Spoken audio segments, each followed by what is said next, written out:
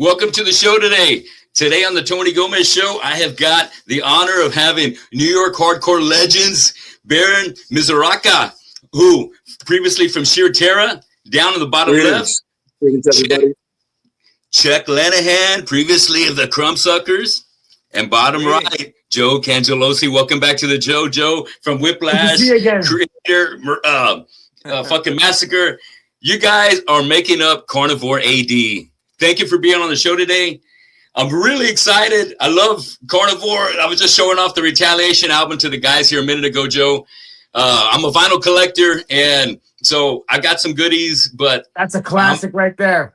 Oh man, it never gets old, dude. Listening to you guys doing some live things, and then also putting on some Jesus Hitler and Suck My Dick and some other great ones off of that one.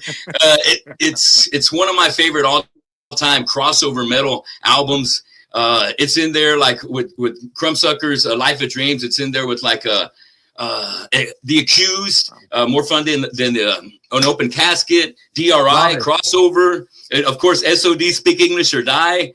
It's in there, man, and man, it's just a great thing, man. So, you know, I want to get things started off by talking about what I read into the band, and I want to make sure everybody knows about this, that this band is dedicated in honor with special love to the memories of Peter Steele and also to Keith Alexander. And that's, I think, where it all kind of comes from, right? And I did a little research, and I heard you guys on a show earlier, so I wanted to talk about how I had heard about Baron hooking up with, was it Louis back in 2017 to kind of kick the band off? Is that correct? Yeah, that is correct. 2017. We're almost at the 10-year anniversary. I'm sorry? Oh, yes, that's right. Coming up on a 10-year anniversary. Yeah, all right. Oh, yeah, absolutely. That is the case. To make a very, very long story short, the whole thing was an idea of a mutual friend of ours from the music scene who just came up with a crazy idea that he had that I should contact the surviving members of Carnivore, Louis, and try to put together a revival or a new version of it. At first, I thought he was completely out of his mind and that the idea was terrible and could never possibly be. But then I gave it some thought, and then I figured I would give it a go. And I contacted them, and I recorded some video excerpts of myself performing some of the tunes in the middle of the night. I remembered, and I sent them video. And it was all met with favorable responses. And then eventually we got together and played, and now here we are. Very, very long story short. Ultimately, the original members weren't able to commit to a touring schedule due to personal and career obligations, so there weren't too many shows done with them in the lineup. But Louis gave us his love and his permission for us to move forward, and we have. Recently, we reunited with him for a few shows in Florida, which was really something special. There was a lot of electricity in the air, but that is the basic story. So we take this very, very seriously. He entrusted something very, very serious and intense to us, and it's like someone handing over your child to us, and we take that with the utmost of seriousness. Yeah. And looks like everything's working out pretty good. Absolutely. I want to read something that Louis had posted in regards to the band. It says, think of Carnivore A.D. as a renowned dining establishment where its chef passed on years ago, but the recipes remain and folks still want to dine there instead of cooking for themselves. And Chef Pete wouldn't mind because his friends are making it with love. I love the way he put that, man. That's super cool. And I think I can imagine that coming down, and Louis putting his blessing on everything. Doesn't get any better. That's awesome. Yeah, that's really something really special. And again, we take that very, very seriously. There's a lot of love and a lot. It's a very, very personal situation for everybody here, and we're never going to let them down. We're going to keep doing this, and this is music that needs to be heard all the time. You should always be able to walk into a nightclub and hear Jesus Hitler or whatever. and we're going to make sure that's the case. That's a good way to put it. Oh shit! Yeah, man. Ooh, that's a rough one to hit right there. Man, I love it though. I really do. So, Baron, what was the first time that back in 2017? Where was the first time that you guys introduced the the coming back of Carnivore with you and Louis? What kind of show was that? Was that back in Brooklyn? Yeah, actually, it was in Manhattan. Bowery Electric. It was a Halloween show, very appropriate. Halloween 2017. Yes. Myself and the original members. It was a really special show. That's what really got it off the ground. Prior to that, I was doing a few little smaller kind of almost cover shows with some other musicians in the band. But this was the first time with the actual remnants of Carnivore. So it was really something special. And ironically, Chuck was sitting in with the band at that show as well. What was the name of that band again?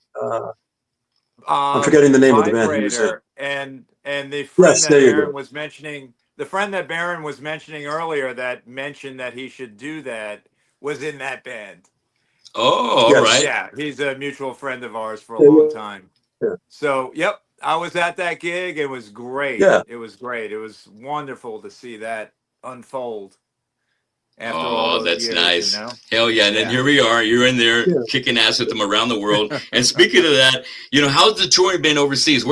What places have been really crazy for Carnivore? What would have been give me about 3 of the best festivals. Oh. Wow. Brutal Assault. Yes. Brutal Assault. Yeah, all right. That's one of the top. Yeah. That was a nice. Wow. That was a one-off show. No question We did a about fly-in on that. Huh? Yeah. Baron? Yeah. Yeah. That was something else. Another one that comes to mind, the first festival, Hellfest, which is considered one of the biggest festivals around now. So, Judas Priest and Iron Maiden were on the bill. The list goes on. Oh, hell so that was a very special event and a great way to get things off the ground, Yeah. Yes. Rock Hard was nice. You remember Rock Hard, Baron? Yeah. Of course, Rock Hard was something else. They've all been great. It's really hard to pick one over others, but we're fortunate to have had a lot of good experiences. Oh man, I've been blown away from whether it's a packed fucking small bar to a huge theater to a fucking festival. You guys are you're drawing a bit the crowd's just going crazy for you, man. I see the excitement in the kids' faces as Joe will go across and say, check out the Maniacs for tonight, posting some video. And it's like, man, they're so fired up. And I'm hoping you guys will come to Texas because I got to see you guys. And Texas definitely has some love for Carnivore. So, I want to get into that unforgettable bass tone that you caught, Baron. Did you find out what kind of gear Peter was using? Yes, I did, and I'm using it for the most part. Yeah. Especially in regard to the effects and the pedals. I'm not going to divulge any of the information here, but obviously I had very inside sources that kind of gave me an idea of what was what. The bass that I'm using is different than what you use, but it still has the active pickups and the neck through, body and all that. So that gets pretty close. And the amplification is a little different, but it's close. I'm usually playing through an Ampeg setup where Pete was pretty much exclusively playing through PV equipment, but it still gets the same type of ferocity and the same type of sound. So that's something that was extremely important. I wanted to make sure I had it the right way, the way the composer intended it to sound. So that's what was on my mind. Thank you for mentioning that. I'm telling you, really. Yeah, Chuck. No, I was going to say it's a good point. It's a good point to bring up. He's got just a beast of a sound. Yes. And of course, we were all playing shows back then together. And I remember seeing Pete with his, I won't divulge what it is, but his pedal board. He was a bass player with a pedal board. So with some pedals. So one of a kind, man. You didn't see that all the time. Yes, man. I love how you keep the bass breaks in between, just like the original, and and that bass just shines. And I love the short guitar fills that you're throwing in, Chuck, like maybe about 4 or 5 seconds before the vocals come back in, like on Transmutation, right before the second verse. Love those different effects, man. I don't think a lot of too many bands do such awesome effects like you have in your arsenal. a lot to, you know, the sweeps and things like that and real fast. But whether it's, I don't know what the name for it, but whether it's like a dive or a squeal, you make it where you can feel that kind of intensity, man. And it just feels just right. And just for like that, just that 3 seconds where you throw that feel right before Transmutation's second verse, like, oh man, no one else can do that. No one else can do that. That's very unique. I love that, man. Wow, interesting. Well, yeah, I feel like that. The only thing I heard that on old school Crumbsuckers. I don't know exactly what it is that exactly what that is, but I think I could attribute it to that's just what we do, you know. I mean, that's it's messy and it's we make a lot of noise, man. We make a lot of noise. Yes. Some guys make a lot of meatballs. It's basically just us being ourselves. Yeah, right. We do make a lot of noise, man, but we love making noise. Yeah, that's the best. Well, who wrote most of who writes the music and the lyrics for the EP? Well, the lyrics are written by me. And as far as the music, I had some songs, Chuck had some songs, and then we all kind of worked on the rhythms and things like that together. So, all right. Yeah. Without providing too much of the secret ingredients. Okay. The secret sauce. We have a little bit of a lag here, I'm noticing. Yeah. I for some reason, Baron, you're cutting out, but I would say that it's the kind of thing, the record is the kind of thing where chemistry matters. You know, I mean, we're just really, there wasn't a lot of overthinking on it. You know, Baron brought in some material, I brought in some material, and then Joe got a hold of it. And it's just like, it was just this whole nother thing. Yeah. You know, there was like zero pre-production, really, if you want to really no pre-production. I get it, because with you guys already doing, you know, the whole Carnivore set for years already, it's in your, it's a part of your chemistry, it's a part of your physics, and it's so easy to just let it go. And a beautiful part about this, naturally, a beautiful part about this recording, I would say, is that we did it in 2 different times, and we did it in the middle of tours. So we were playing, you know. It's different when you go into a studio to record. And you know, we were warm. We were playing.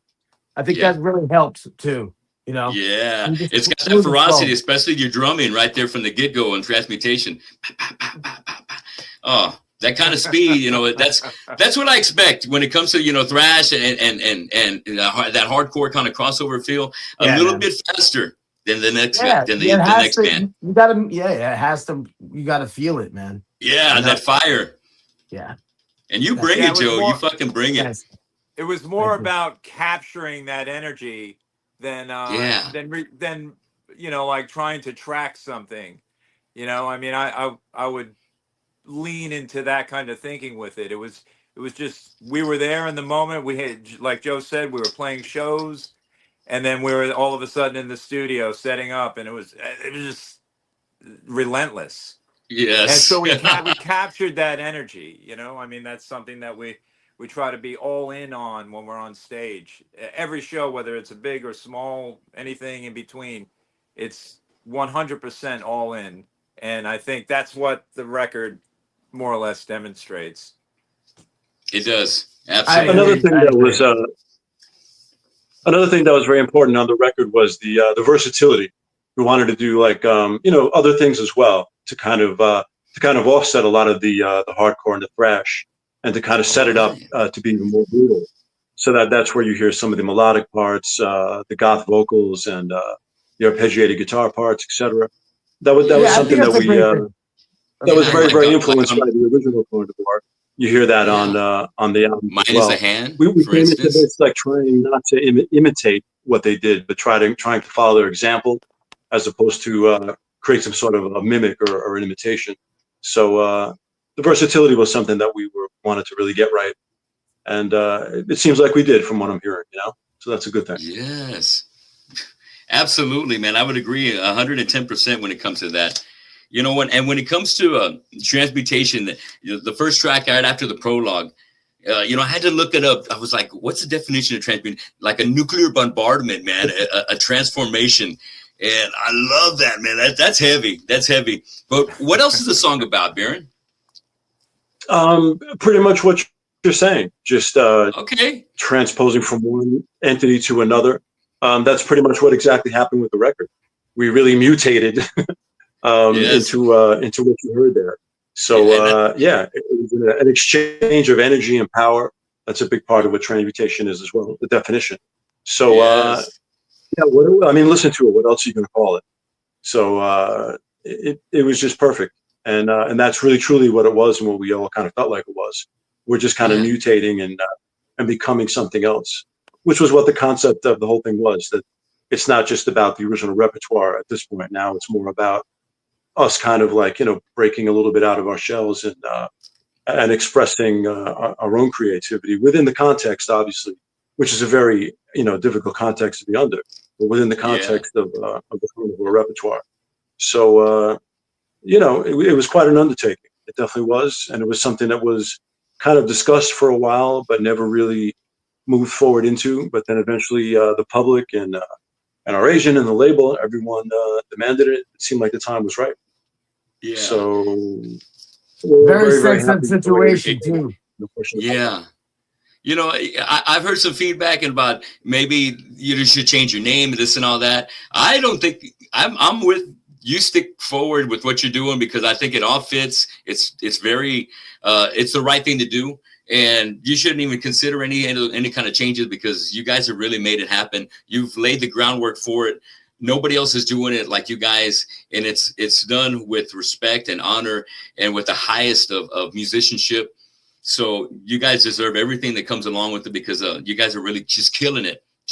So anybody that don't want to get on board, that's all right. But whoever is, keep on fucking flying the flag for Carnivore A.D, because there's a lot. I feel like this is just a good kickstart, because I was hearing an interview and you guys are like making it to Europe like 3 times a year. So it's just getting absolutely. to be a regular it's been thing. that way for the last couple of years. Yeah, even before the record came out, that was kind of the itinerary or the schedule. Now we're kind of in at a different level or at a different plateau. So there's no telling what the future might bring, and we're ready. We're going to give it 1,010%. Everything that we do. There's we haven't considered changing the name at all, to be honest. We've heard some of the commentary on that, but it seems to all make sense. And again, if Louis Beato is behind it and he thinks it's cool, then that's basically what we need to hear. That's all we need. Exactly right. That's sort of a good point to start on. Yeah. Yeah, definitely. Man. No question. Absolutely. I wanted to mention some of the lyrics you got on there, man, because I don't know. Did it start off with "reside in the fiery lake of burning sulfur"?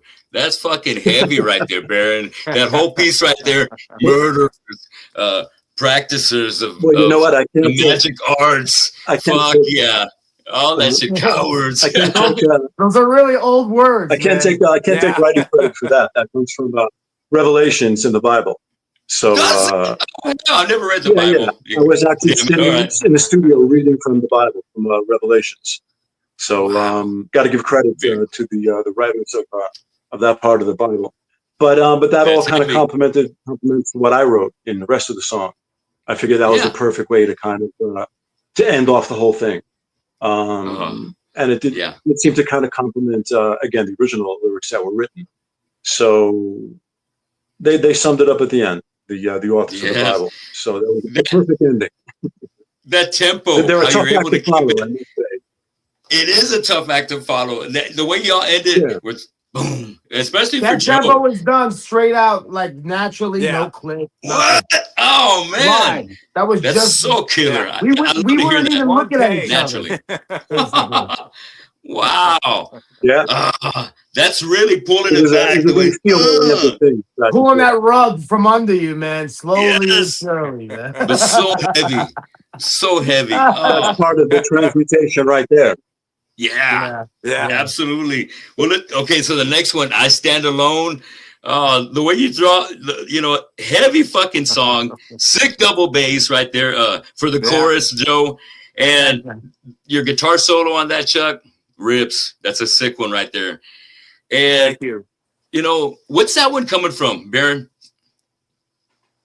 Well, it's coming from sudden loss, which I'm sure we've all experienced in one way or another, whatever that might be. I experienced a little bit of it around the time that I wrote that. That's got to be the most personal thing I think I've ever written, to be honest. It was therapeutic as well. It was something that I was feeling, and it had to come out, and that composition seemed like that was the proper vehicle for it. And awesome. And I pretty much just went for it. Yeah, very personal, very heartfelt, personal and sudden loss. It could happen. It could happen to you. It could happen to anybody. You know. Yeah, love the chorus. So I'm glad I had the outlet. Thank you. Let's hit up Social Decomposition. Very cheerful stuff. That's yeah, right. You know, especially Social Decomposition is like a fucking kick to the nuts, man. When Joe jumps in, man, that's a great heavy ass single to introduce to the world. Carnivore A.D. right there, because it's got a lot of great elements. Yeah, we wanted to so well executed. Yeah. It's just like, wow, this is it. Fuck yeah. And a badass video to go along with it. So very cool to see you guys, you know, translate in the video, and wow, killer fucking song. So, you know, when it comes to that one right there, fucking heavy, very cool guitar solo going off on that one. And where'd the inspiration for this one come from? Is it this fucked up thing it's that we just got going on, you know? Yeah, it's a reflection of what's going on in our country and in other parts of the world, without getting into any political discussion on either side. You know, this is a very, very strange time, and things are very strange, and it looks like everything is kind of just falling apart, decomposition. So it's just a reflection on what we're seeing and what we're feeling at the moment. I think the song leaves us off on an optimistic note. Maybe it is possible to switch lanes, you know, but from what we're seeing right now, it's kind of bleak, to be honest. But and we feel like all we could do about these things is just to write a song and play a song. So that's pretty much what we did here. And the idea of letting that be the first thing that everybody heard was definitely a conscious movement. We wanted to really get everybody by surprise and you know, really throw a real curveball in. And I think we did that. And that almost kind of sets you up, because I Stand Alone is the next single after that. And then we're showing a totally different kind of an emotion, a different approach.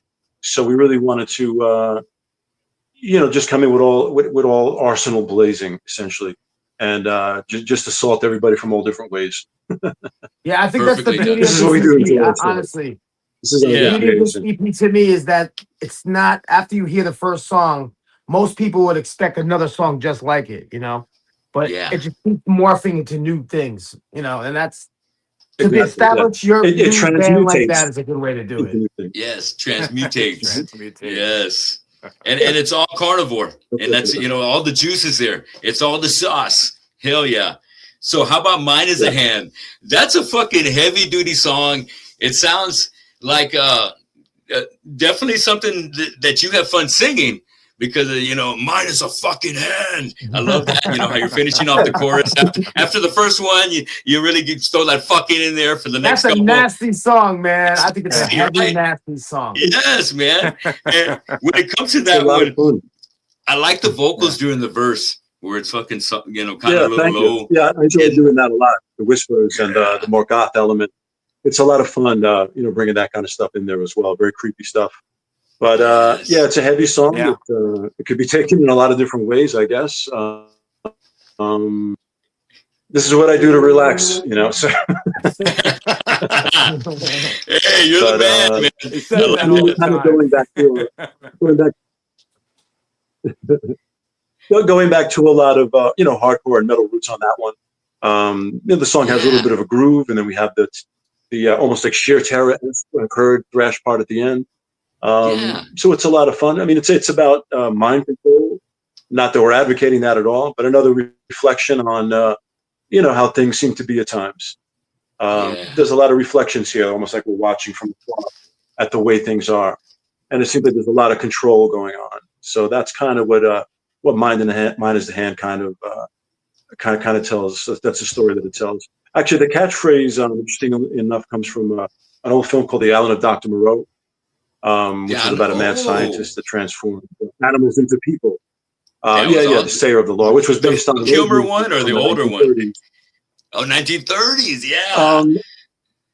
The 1930s Island of Lost Soul, and the remake was 1978, Alan and Dr. Moreau. A similar story. The old film, of course, had Bela Lugosi as one of the creatures that was transformed, which is pretty intense. I've never seen the old one. That role. So, and actually that was something that the doctor would tell the animals as he transformed them, that his is the hand that breaks, putting the fear of God into them so they would basically obey his command. And we see a lot of that going on in the world from a political standpoint and a social standpoint as well, without any sort of animal transformation. So that's kind of where I was coming from with that, mixing all these different concepts together. So it's you never know how these things are going to turn out and where the influence will come from. So it's a lot of fun. We look forward to playing that song live, hopefully sometime soon. Oh, yes. Now, what have you already been doing? Transmutation or I Stand Alone live or Social Decomposition? We've done I Stand Alone and Social Decomposition. We have a little bit of a lag here, I think, right?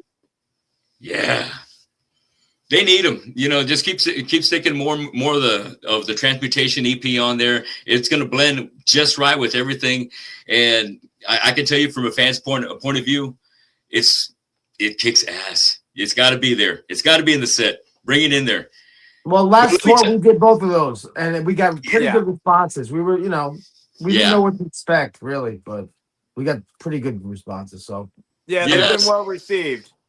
Absolutely. I knew it would be because it's got that feel and it's got that vibe that it's just nonstop carnivore vibe. And you guys have kept it going, man. Let me ask you about this. What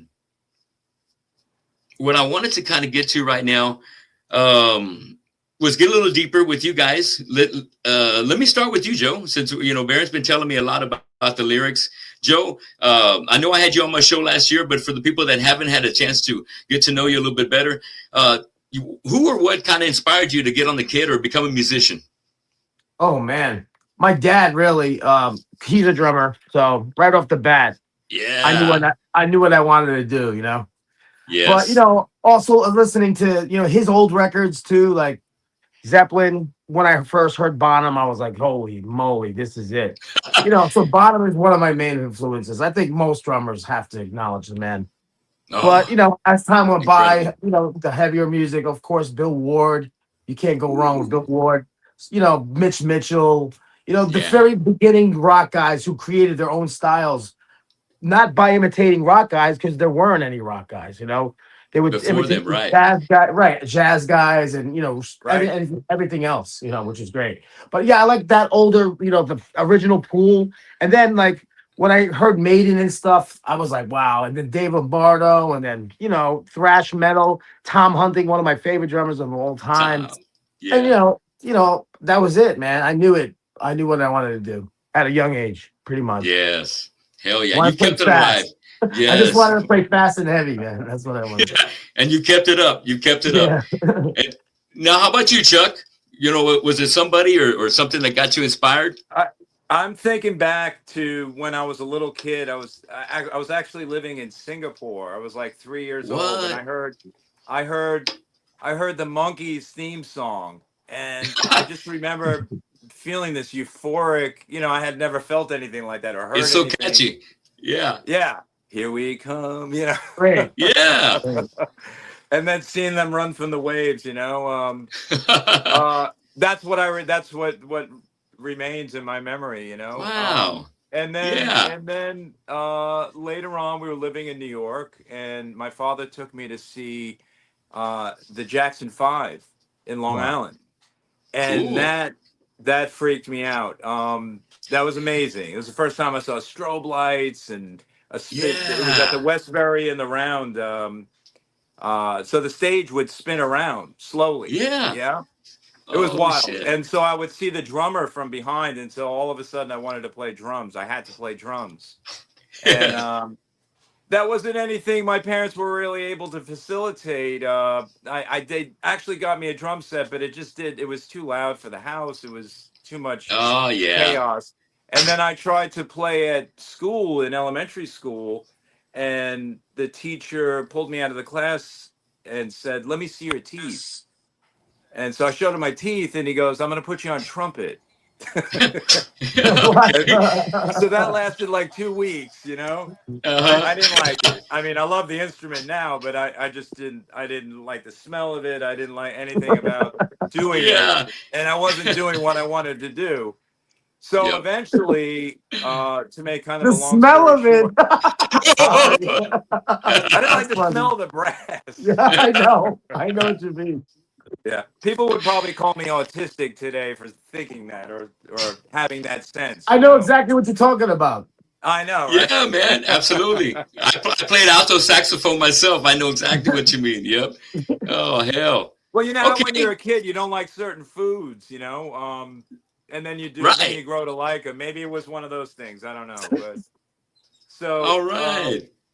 Yeah. So I like that. Long story short, my cousin, we were living in California in the 70s, and my cousin came out to live with us and work with my father. He's 10 years older than me. And he had a Strat, an American Strat, and a pig nose amplifier. And the first time I heard that, I was in the room with him. It was like, it was this possession, you know, like I had to, it was those increments of those initial feelings I had, but then really like fully realized at that point. And so I had to play guitar. And the interesting thing about him was that he was a lefty guitar player with a righty guitar, strung righty, because in those days they didn't have a lot of the lefty guitars. And so all the chords, everything was upside down, and that's how I learned. So he would show me chords, and I would kind of invert them and play them the other way. Oh, far out. Yeah. Determination. Damn. Yeah. That's awesome. Yeah. Well, I got to move to you, Baron. What got you fired up? What changed your life to make you want to become a musician? This is a cheap trick. Madison Square Garden when I was 12 years old. My parents took me to see them and a lot of other great concerts. But I remember sitting in those bleachers, in the nosebleed seats or whatever, and thinking, this is what I need to be doing somehow. That's what started it all, long story short. Also, like Chuck, I was also first started out as a drummer as well. And it was too loud, you know, in a residential area in Brooklyn where I was living. So that didn't really work out. It's funny because they say all bass players are failed guitar players. In my case, I was a failed drummer. So that's pretty much the origins of this. That's funny, man. I like that, dude. But Kiss and Cheap Trick, yeah, man. Yeah. Kiss was when I saw Gene Simmons, I saw him on the Dynasty tour in '79 here in San Antonio. And I took there was a place called there was a radio station called C101 here in Corpus, and they're still around. And they had a C101 party bus. And so my two aunts, and they were in high school. They bought me a ticket. We went on the C101 party bus, and they were partying. It was snowing in there. It was smoking. It was the booze was flowing, and I was like, "Wow, man!" I was 9 years old. I went to go see Kiss, and I was blown away by Gene Simmons, especially blowing the fire in. You know, the blood, the presence. 10 years. It was, I loved it, man. I was a pretty hardcore fan. 79. What year was that? What year was 79. That? Dynasty, the last year before they took the makeup. I saw them on that tour at the Houston not the Astrodome, whatever the arena was there. The Alamo Dome? Oh, no, Astrodome. No, not what, maybe it was the Astrodome. The Houston Summit. Oh, the Summit. Yes, the Summit. Wow. 1979. I saw that tour probably like within days from when you saw it. Yeah. Oh, hell yeah. That's what I'm talking about. Same feeling with Gene, man. That was like. Yes. I love them all. You know, I love Ace. I love Peter. I love Paul. It's a great package. But Gene was always the one that I was like, man, I want to be like Gene. I want to be like Gene. I want to be the demon. Yeah. I wanted to have the pentagram. I wanted. Yeah, you know, it's fuck yeah. It was just it is like that. And so, you know, the next question I was going to ask was first concerts. But you shared a couple of first concerts. You told me about the Kiss and Cheap Trick, Baron. Chuck, you told me about you going and seeing, and being the Jackson 5 being your first. Joe, remind me of your first concert. My very first concerts were actually just going to the basement of where I used to live, watching my dad play with his band and then seeing him in clubs.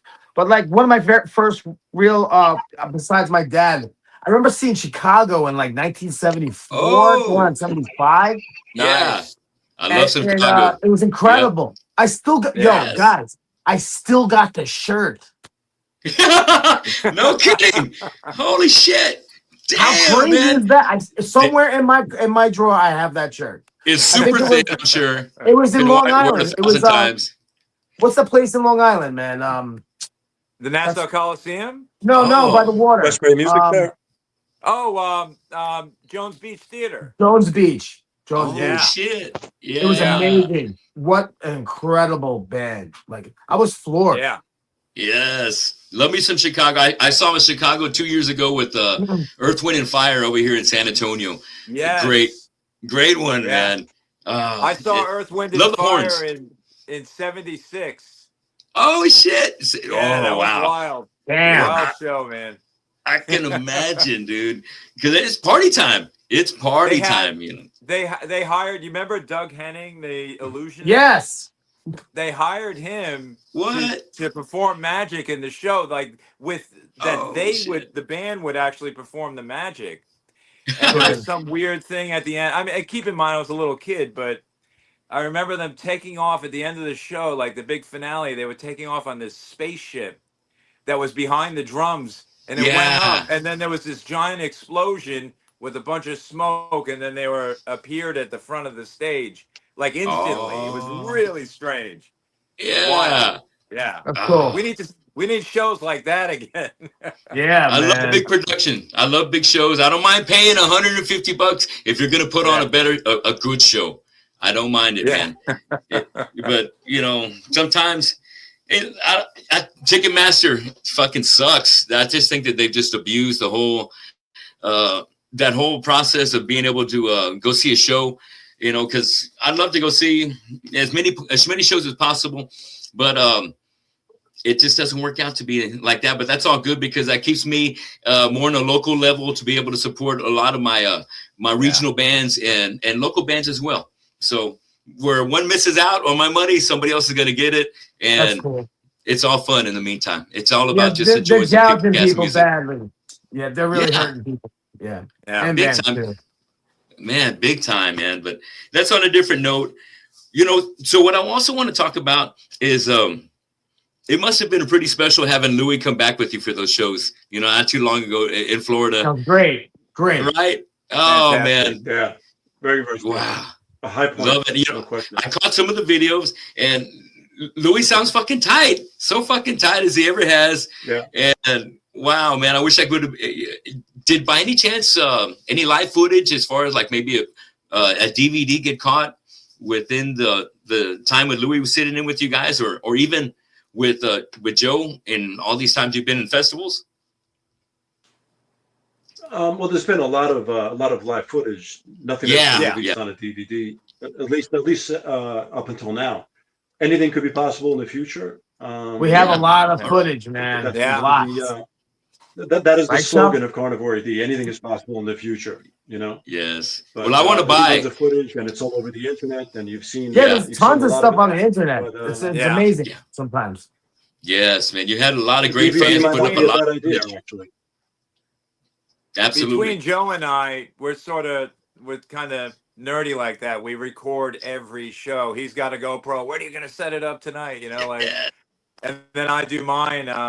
And then I always try to get a board mix if I can, or even multi-track, which would be nice. But yeah, that let's put it this way. At the end of a tour, I usually put together like the entire tour, and it's about 9-10 hours of music, and we just share it with the band, you know. But it's funny out there. YouTube video, you know.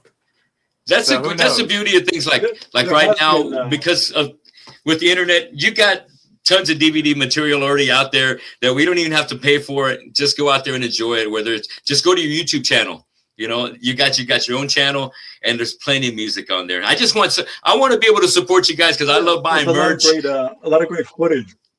Yes, a lot of great footage from some of the festivals that's on the internet. You might have seen the Rock Hard Festival. A a lot of the other ones as well that were done, you know, professionally with incredible setup and great technicians. So, so it's out there. Not technically a DVD, but I would say close to DVD quality. Some of the stuff that's out there. So, you know. Yeah, definitely close to DVD quality. How about T-shirts? Do you have a Transmutation shirt? How about them? I want one. Not at the moment, but it's being. I want one too. Okay. So do I. As soon as you got them up, I know you guys will put it out there.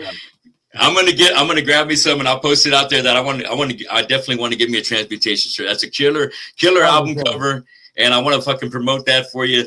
But you know, moving on, Baron, tell me a little bit about what you got going on in Flesh and Spirit. Well, let's see. That's my endeavor, or another endeavor, into goth industrial music.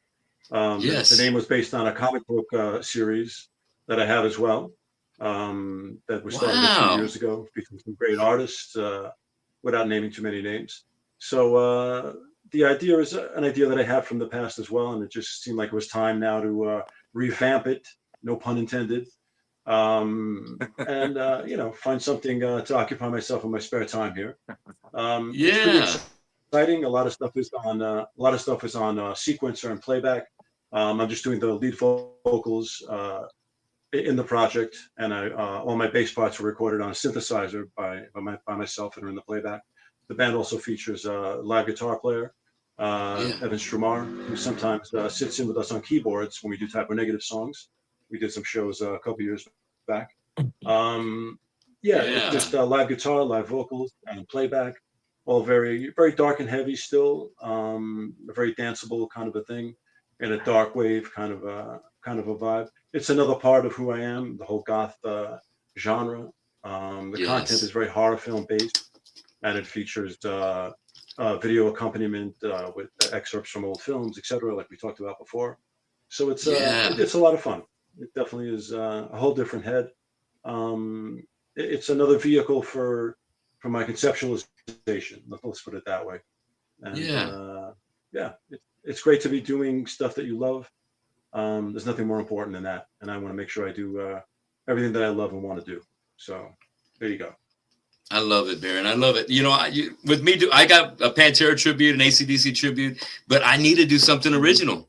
You know, I got to put it out there. Yeah, of course. And it's hard to work. It's doing it original your own way is definitely a lot harder, and getting the right guys together is one of the hardest things to be able to make work. Yeah. The last band I was in took like 3 years to finally get together.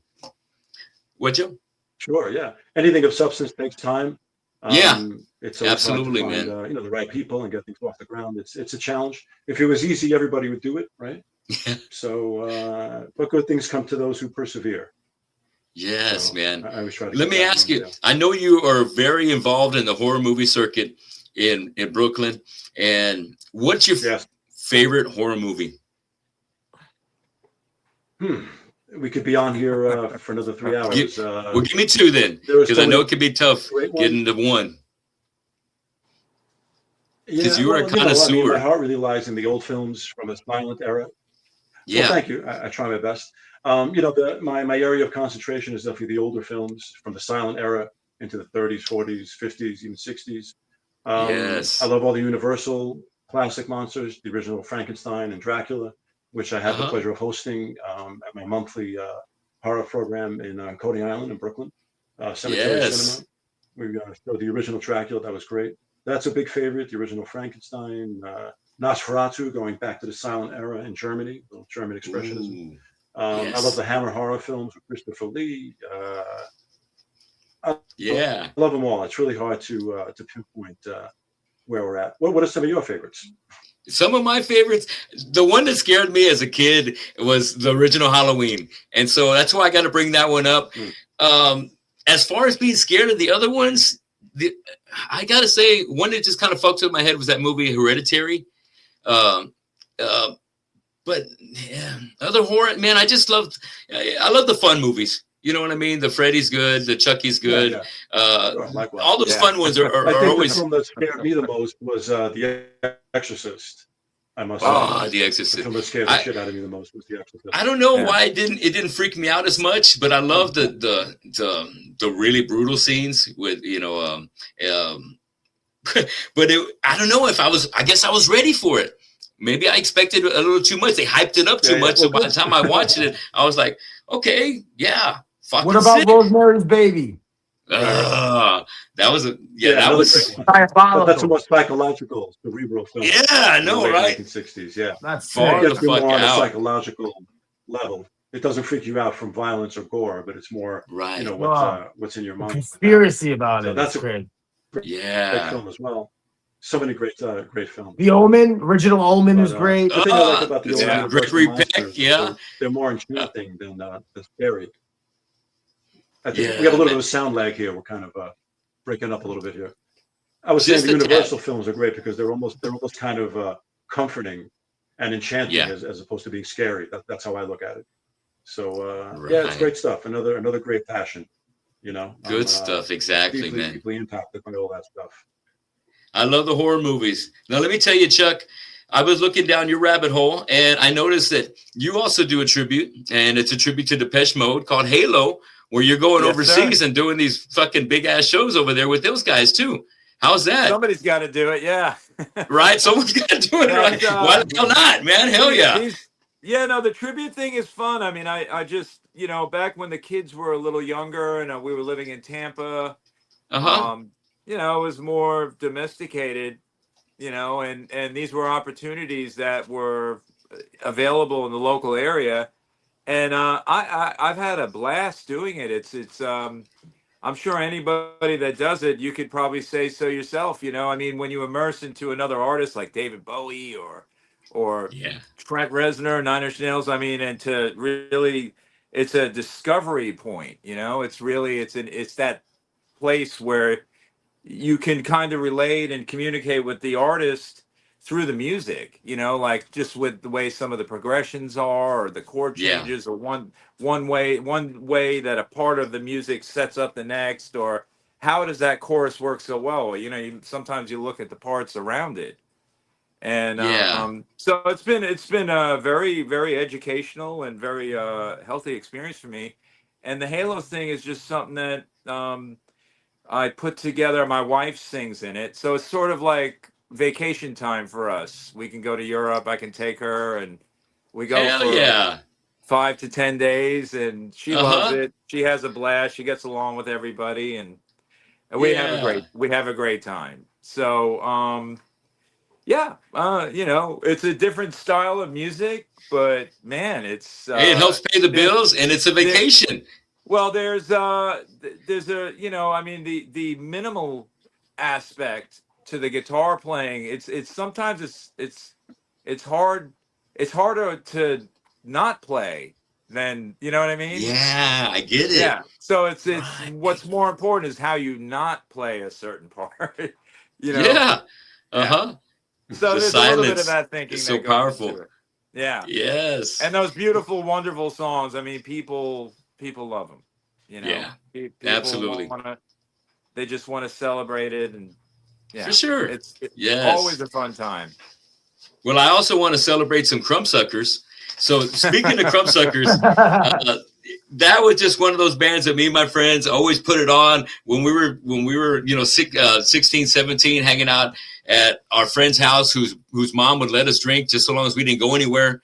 Y'all just hang out right here, drink as much you want, but don't go anywhere. We had some Crumbsuckers on there, man. Always a great time. Was there ever a reunion that y'all did after y'all broke up?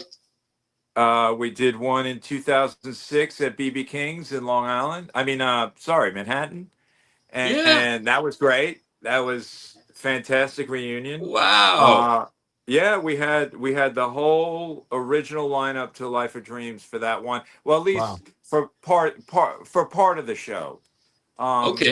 Dave Wynn played guitar on some of the songs. He came up and played on some of the songs. And then we did another one again at the Black and Blue Festival in 2015 at Webster Hall. Yeah, that was very cool, man. That was something else. Yeah, bringing it back.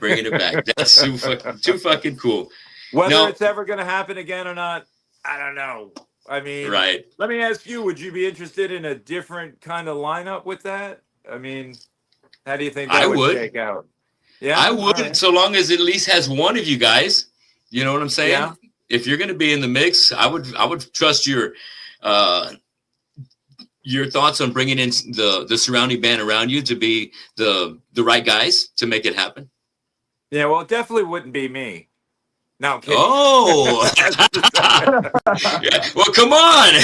If somebody else did it and you know, shit, that would be awesome too. Because, you know, it just shows the love that they got for that music that y'all's created. So I would hope you would be in it. These are back burner ideas, but you know, I mean, you know, yeah, hours is sometimes long in the day, right? You know, yes. You know, these are things we dream about. We still dream, you know? That's right, man. Well, before we move on to Joe, I do want to say I did catch Crumbsuckers here in Corpus on the Beast on My Back tour at the Warehouse. Yes, a hot fucking box called the Warehouse, and what was it, 89? 88, okay, 88. Annihilator, my old school band that I front now, opened, and so did another band called Decompose, but you guys kicked ass. Great night, man. I remember parts of that show. I mean, it was so long ago, but right. I remember how crazy. I remember the Warehouse, and I remember how crazy the audience was into it. Yeah. And do you remember our camper? Were you there? Were you hanging out after? We were all hanging out in our camper, and everybody was sitting on the roof of the camper, like a bunch of fans and friends and the band, and we were just all hanging out, drinking beer, getting crazy. Yeah, in the parking lot right outside, right? Yeah. Yes. I remember that. I was thinking, yeah, this is great. What a great best of times, man. Down there. Best of times. Now, what were you gonna say, Chuck? No, I remember always wanting to go to Corpus Christi, and that was the first time I went. Yes, man. Yeah. Well, if we can get Carnivore down in Corpus, let me know if you come around. Maybe I can hook you up with a great venue down here called the House of Rock that it'd be perfect for you guys. You could sell it out, get probably about, I don't know, I think we get about maybe 600 people in there, maybe 5. But great venue, great stage, great sound. I know the owners and one of the best venues we have here in town. But definitely we need some more love from Carnivore down here. But Joe, let me talk to you about, I've been seeing that when you've been able to spend some downtime, you've been able to see our undefeated Yankees. Oh man, going out there with your son, enjoying some good times, huh? Yeah, it's been good, man. You know, it's unfortunate that to go to a game and get a decent seat is a ridiculous amount of money, man. Oh man, I mean, ridiculous. What are we talking? We're talking 300 and up. Shit, for a really good seat, yeah. But you know, through where I work, I got some free tickets. So every year I go, I bring him every year for free. Yeah. But you know, there's you can get in there cheap, but like some of the, you know, it should be more affordable, unfortunately. But that's the way it is these days. Everything's so damn expensive. But it was incredible. It was incredible, man. Incredible. The new stadium's great, but I love the old stadium. I gotta say, the old stadium just had that magic. Yeah. You know, I used to stand outside the parking lot. I still to this day have all autographs. George Steinbrenner, Yogi came over to me. Like, oh shit. Yeah, I got a ton of great autographs. Back then, they would just come up to you. It was no big deal. They were going into the stadium. There was no security whatsoever, really. It was a different time, man. Like, I'm glad I was there and I knew where to go and get, meet them and stuff. But, I've been a Yankee fan since I'm a little kid. Yeah. And I played a lot of baseball, too. I was on leagues and stuff, too. You going to get your boy in the ball? Was like a fork in the road for me, But, just somehow it kind of like all made sense, Yeah. I wasn't going to stop drumming, but, the baseball thing was a lot of fun. It kept me staying, and it kept me moving and being physical too. Yes, definitely. I know what you mean, and it's not for everybody, bro. Let me ask you a quick. I don't want to take up too much of your time, but I got a few more things I want to hit you guys with. Thinking about you guys all being veterans from the New York hardcore scene. Joe, tell me your favorite New York hardcore band. Who's your go-to that you was like, oh man, I'd go see them in a heartbeat if they got back together? There's a bunch of bands, man. I don't know. being immersed in the scene as a young kid, I saw everybody. Yeah. You know what I mean? I mean, there's bands that are still going, like, you know, Gnostic Front, for example, Cro-Mags, Crumbsuckers, incredible, man. I mean, I remember Warzone back in the day. I mean, just it keeps going on and on. I mean, that whole scene was so flourishing that, man, I would like to see all of them come back. I love the Circle Jerks too. Like that West Coast stuff. I like, you know, I like some of that punk crossover stuff. And like you said, the Accused. I love Martha Splatterhead. Love the Accused. I don't know. I love it all, man. You know, all that stuff from that period of time is just priceless to me. Like, you know, those bands, even before my time, they were just creating some incredible original music, you know. Bad Brains, of course. You know, it goes on. Yes. And a lot of fiery stuff that got us pumped up. What do you think, Chuck? Is there a band that you really want to highlight that was one of your faves? I'm not as dialed in with the amount of bands and releases and everything as I used to be in that scene, but I can speak to the experience I had when I saw the Cro-Mags record release party. Age of Quarrel at CBGB's, and you know that even to this day is probably one of my top 5 shows I ever saw. It was unbelievable with the original members.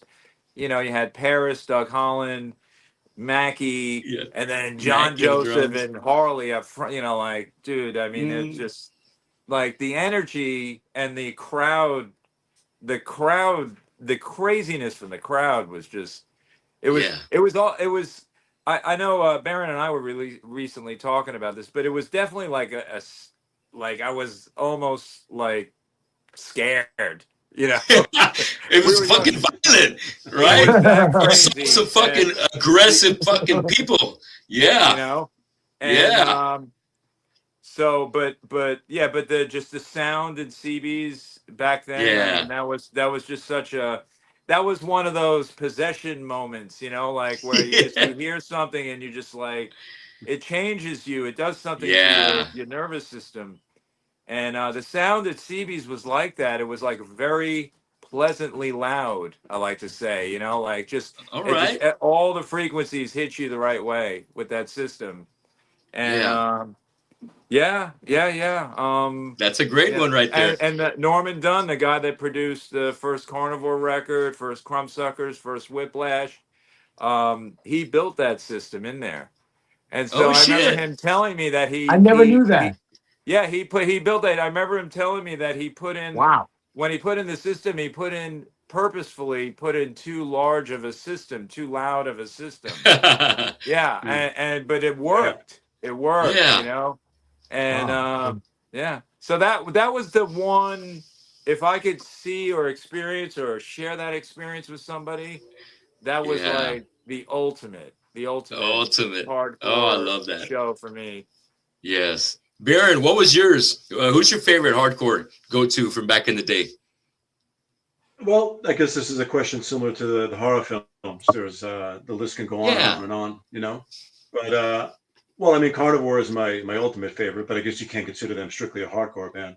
But I tended to like some of the maybe the more obscure bands, the Nihilistics, Reagan Youth, the Meatmen, pretty obscure stuff. You know, in addition to all the classics and the big favorites. The Bad Brains, you know, quite a mind-altering experience for me to see when I was a kid. How they were able to change from a reggae to a cutthroat hardcore thing and switching on and on, the way the audience reacted to it as well, and their mood changed in addition in accordance to the music. So that was really something else. I'm a big Misfits fan, obviously not a New York hardcore band, but some sort of a mutation. So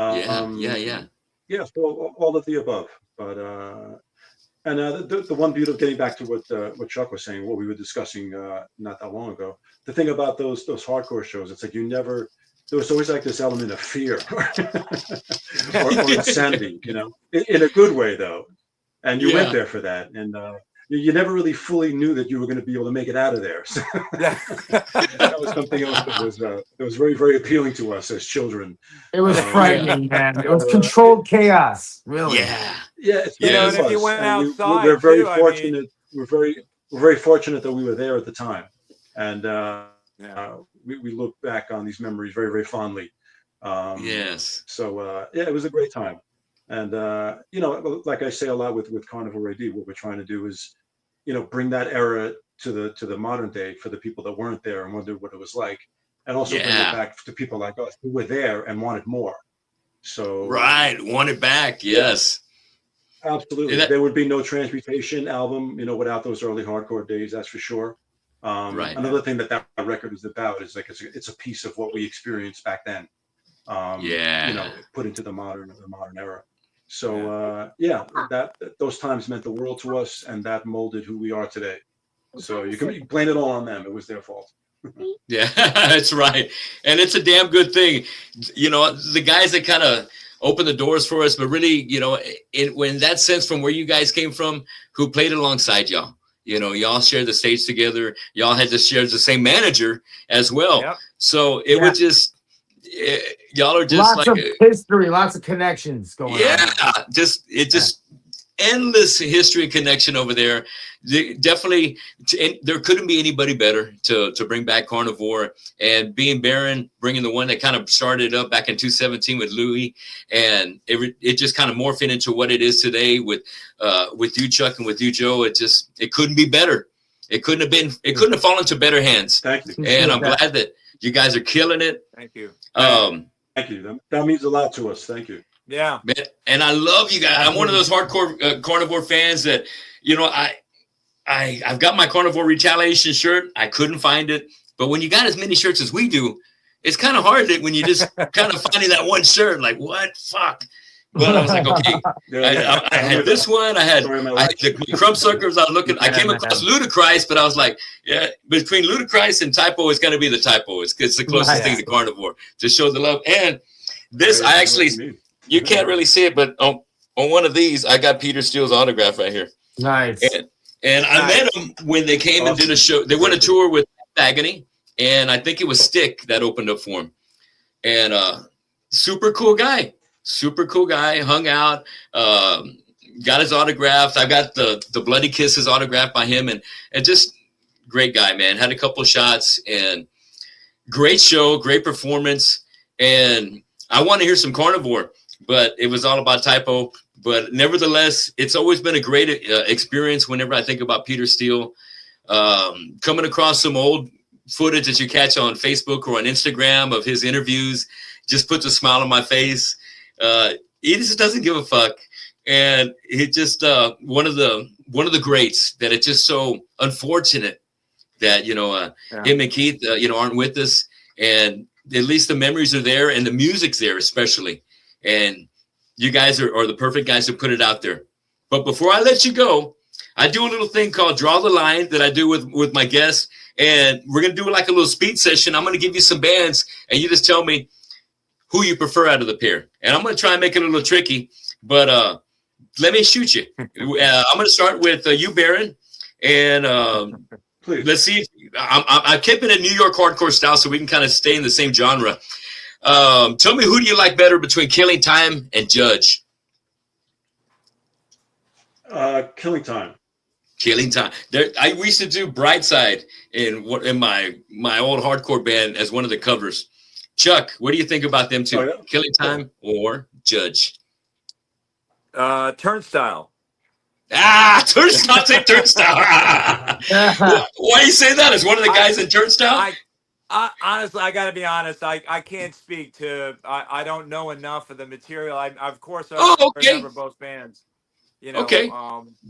Actually, we played a show with Killing Time. They opened for our BB King show in 2006, our reunion show.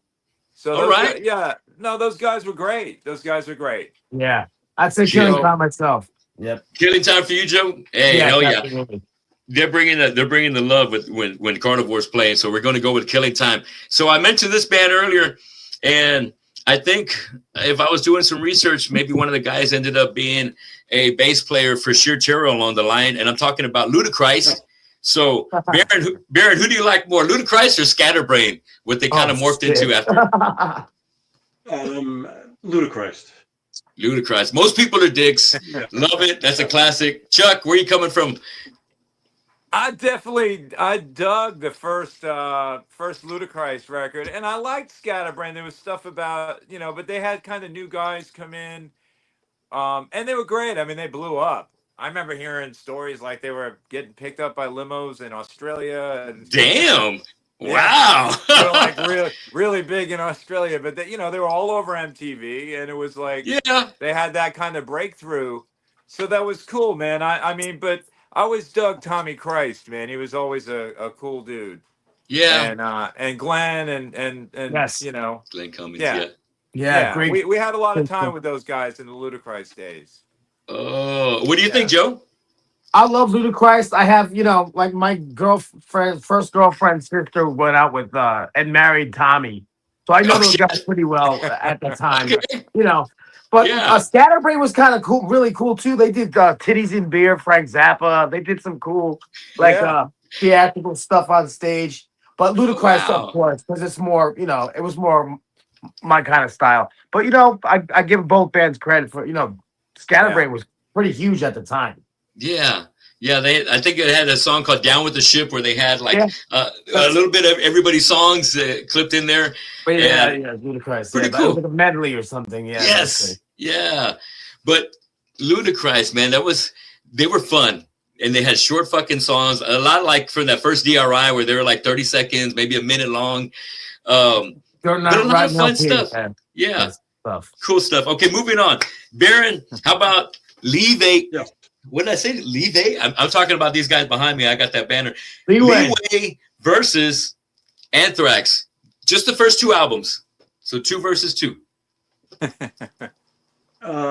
a tough one.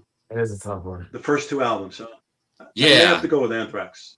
If it's the first 2 albums. Oh, all right. The Anthrax spreading the disease. Yeah.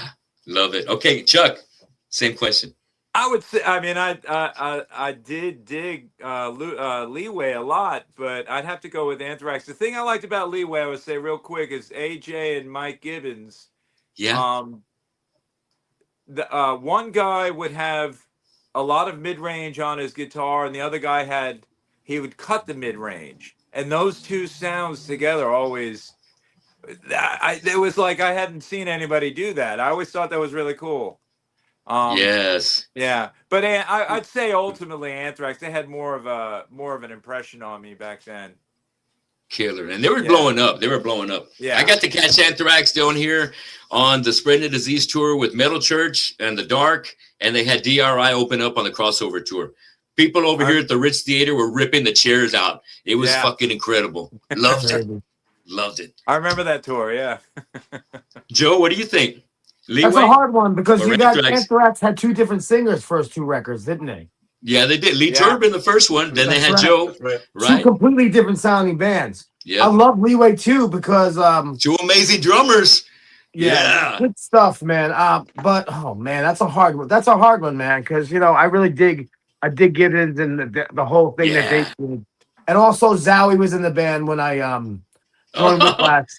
So he was a big influence on me and actually helped start my entire career. So damn, that's a hard one, man. I plead the fifth on that, man.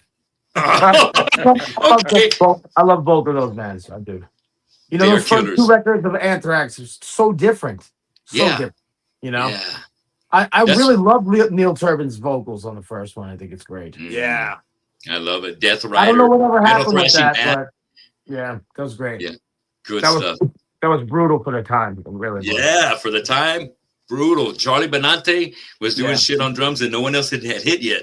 Man. Hell yeah. Okay. Baron, Nuclear Assault versus SOD. Yes. Which one? Yeah. I'll probably have to go with SOD, but it's close. Yeah. I I get it. Yes, it is close. You know what? It's I tried to make it close. It's a draw. Oh, it's a draw. Okay. Put it as a draw. Yeah. You know, and just right now at the moment, it just occurred to me as I should have known this, right when I was writing it down. But Dan Looker is a common denominator out of those two right there. Yeah, of course, the beast. Yeah. So, Chuck, what do you think? Assault? Or? I like the first Nuclear Assault record, and you know, we used to hang with those guys all the time. But when I heard the SOD record, that did it for me. You know, with it's so much fun, and just that chunky guitar. You know, that was I you know, SOD for sure. History, hell yeah. Joe, what do you think? That's a hard one too, because you know, there's a growth period between the first record and the following records with Nuclear Assault. They actually sounded better as they got older, I think. It was a shocker because nobody sounded like. When I heard that chunky guitar and that the stinging drums and all that double bass, I gotta go with SOD, man. Even though SOD doesn't have a large palette of music, they just made such an impact when that thing came out. I was just blown away. Yes. Like, what? I want some milk. What is this? The douche crew. Fun stuff. The content and the lyrics and all that. That was something that was very, very striking at the time. You know. Yes. The lyrics, Speak English or die. Fuck the Middle East. Yeah. That's you never get away with the that today. Attitude was ridiculous. Yeah, the attitude was great. Yeah. So United that's Forces a special, is a great special song. noteworthy. Yes. Yeah. United Forces. Yeah. That's one that we do in my cover band right there. That's a fun one. It's a quickie too. It's like 2 minutes. Yeah. I got the last one for you right here, Baron. Okay, Biohazard versus Propane. Propane. Oh, Gary, all right. Killer. What do you think, Chuck? Chuck, what do you got to say about this one? Well, my old mate, Gary, I mean, 17 albums in. I mean, Biohazard, they blew me away. I saw them at Roseland. I was never the biggest fan, but I was blown away at that show. They opened for Pantera. Okay. I don't remember it was in the early 90s. I remember that tour when they opened for him. And, but definitely, I mean, Propane is just, they're a force to be reckoned with. And I am in no way blowing smoke because of Gary. I mean, they literally, like, if you see them live, we've played with them a couple times over in Europe. Yeah. They're just a machine. You can place them anywhere, on any stage, any room. Yeah. And they deliver. They deliver. Yes. With Jonas on drums. Yep. Yeah. Yeah, man, killer. So what do you think, Joe? You feel the same way? I'm gonna have to go with Propane, but Biohazard definitely made their mark, no doubt about it. I love me some Deluxe on drums. I think they sound better with age too, man. Honestly, yeah. Now that they're back, yep. Yes. And that new Propane, they've got some good shit on there. Oceans of Blood. Yeah, man, that new stuff sounds great. Yeah. Holy smoke, man. Yeah. Well, gentlemen, tough comparison, Yeah, those are hard ones, man. Yeah, you got us with those. You're making us think a lot. Yeah, that's rough. Those are rough ones. Thanks a lot for helping me out with this last part, man. Yes, absolutely, man. We're taking it back and thinking about a lot of the great bands that kind of changed our lives along the way, man, for the best. Great. The music has always been a soundtrack to my life, and when I hear your band, when I think of Carnivore, I think about kicking back with my old friends, having some cold ones. After practice, my first band, Aggravated Assault, back in the 80s when I was playing drums, and just brings me back to good moments and good times.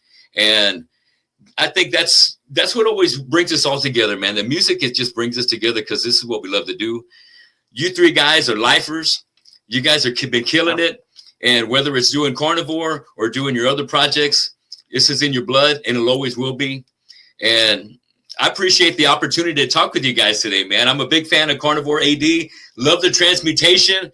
As soon as you got some T-shirts, I'm going to get my order in. I'm waiting for Amazon to deliver my CD any day now. And I want to follow some of the lyrics. You got the lyrics in there, Baron? Yeah, we sure do. Absolutely. Yes. Awesome, man. I love that, dude, because I can make up about maybe 85% of them, but there's a few that I just need to fill in the blank. And oh, sure, of course. Feel free to contact me and ask me anything. Oh man, that makes my day. Just meeting Joe last year and Joe spending a good hour or more doing the interview made it very simple for me to kind of reach out to Chuck, because I felt with the new album coming out, you guys got a lot going for you, and I wanted to kind of be able to put that word out and just kind of share in the musical love that you guys have put together with the Transmutation and honoring Keith and Peter like you guys have done. And thanks, Tony. Appreciate it. And guess what, man? I think this is the first interview we ever did together as a band. Wow. Okay, killer. What's the first? Carnivore A.D. all in one place. I don't remember any other one. Actually, we did that one for the Rock Hard magazine. Remember, in Europe? Yes. Not a blog, not a video blog. The three of us were together for that one. Yeah. Oh, as far as video goes, this is the first. I know what you mean, Joe. Yeah, the first one we're all pretty new stuff. So thank you for bringing us all together, Tony. Yes, man. Thank you, man. Yeah, when I first talked to Chuck, he said, I'm going to try and get Joe. I said, great. What about Baron? He goes, I don't know, but I'll see. And when he said you're going to be with us, I was like, fantastic, man. You guys are the package. I'm so glad you guys, blocked off a little time for me today. I'm going to keep putting the word out there by Carnivore A.D. And if there's any chance that you guys are looking for a venue here in Corpus, hit me up, because I can definitely connect you with the right guy, Casey Lane at the House of Rock. And we would love to have you, and I would definitely like to bring my people over there. That'd be great. Yeah, that'd be great, Sounds good. Tony. We're definitely going to take Thank you up you on so that. much, bro. We'll have a discussion about that. Yeah, thanks for everything, man. Thanks for your support, man, and thanks for spreading it. Thank you. Absolutely, guys. It'll go on forever, man. So I do want to mention to you guys here. Thank you. Thank you so much, Baron. To anybody that's watching the show, I want to make sure that you go to the Carnivore A.D. on their Facebook, follow them, and give them a follow also on their Instagram page. But make sure you subscribe to the YouTube channel, Carnivore A.D. Check out the Social Decomposition video if you haven't already. You can listen to the whole EP there already. But I want you to go to Amazon and purchase that CD, all right? Get it in your hands, get the hard copy, and memorize those lyrics like I will. And God willing, or let's say Peter still willing, we will maybe get some Carnivore love here in Texas sometime soon, and we'll get all our people out there to show you guys some love. Thank you, man. Tony. Sounds great. Thanks, brother. Once again, thank you, Baron. Thank you, Chuck. And thank you, Joe. Hope to see you guys again soon. And when you guys got some new material, we're going to get back on here, and we'll talk again about some new stuff. All right? Awesome. Man. Thank you. Killer brothers. We'll be looking forward to that. You guys keep up the great work. Keep Carnivore alive, and I will keep on spreading the word. And I'll see you guys soon. So much. I appreciate you. We will. Thanks, brother. Thank you. Baron, Joe, Chuck. We'll see you later. Care, bro. Have a good one, man. Thank you, guys. Later. Take care. All right. All the best.